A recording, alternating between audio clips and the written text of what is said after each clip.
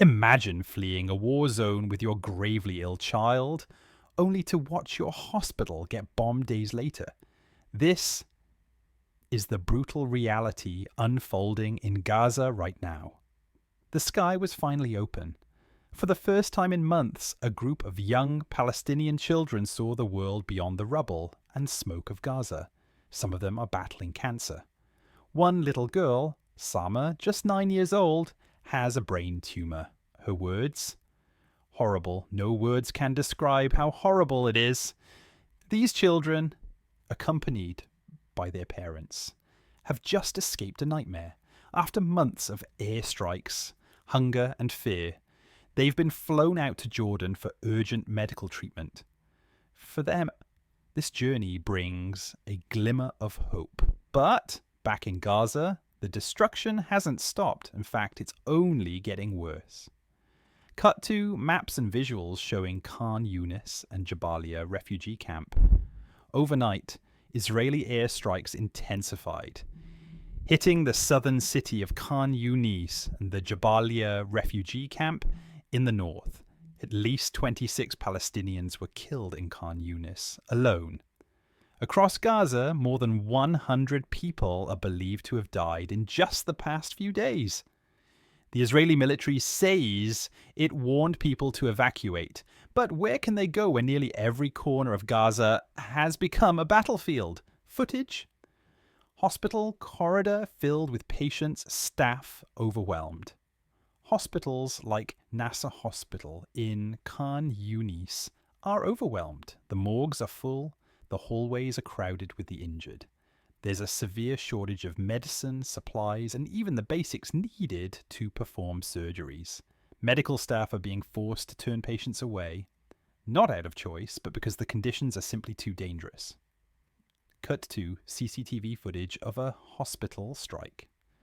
One of the deadliest moments came earlier this week at the European Gaza hospital, where a powerful Israeli airstrike destroyed part of the facility. CCTV captured the terrifying moment of impact. 28 people were killed, many more injured. Israel claims the leader of Hamas's military wing was hiding in a bunker beneath the hospital. That claim remains unconfirmed. Back to Jordan. Children recovering. In Jordan, we meet more young survivors. Habiba, brought here in January, had gangrene in her arms and leg. Today, she's a triple amputee, but she's alive. Her mother, Rana, holds on to a vision of home. Gaza will always be the most beautiful place on earth, she says, even if war has scarred every corner of it. Cut to reporter in Jerusalem. Back in Jerusalem, reports are pouring in. The Palestinian Red Crescent says at least 36 more bodies have been pulled from the rubble overnight in the south. 5 more killed in Jabalia. 3 bodies recovered from a destroyed house in Gaza City. The Israeli military has confirmed around 9 airstrikes just in the Khan Younis area, but they haven't revealed what the specific targets were. Their stated goal: to eliminate key Hamas leaders and destroy what they call terrorist infrastructure. Ceasefire talks? All of this comes as ceasefire talks continue in Doha. But Israel has made one thing clear: these negotiations will happen under fire. Meanwhile, panic is growing across Gaza as new evacuation orders are issued for parts of Gaza City. These include shelters like the Islamic University and Shifa Hospital, where thousands of displaced families have sought refuge. Israel says these areas are being used by senior Hamas and Islamic Jihad figures. But for civilians, it's another terrifying signal.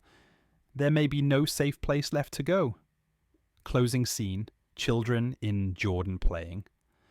Then cut to destroyed buildings in Gaza.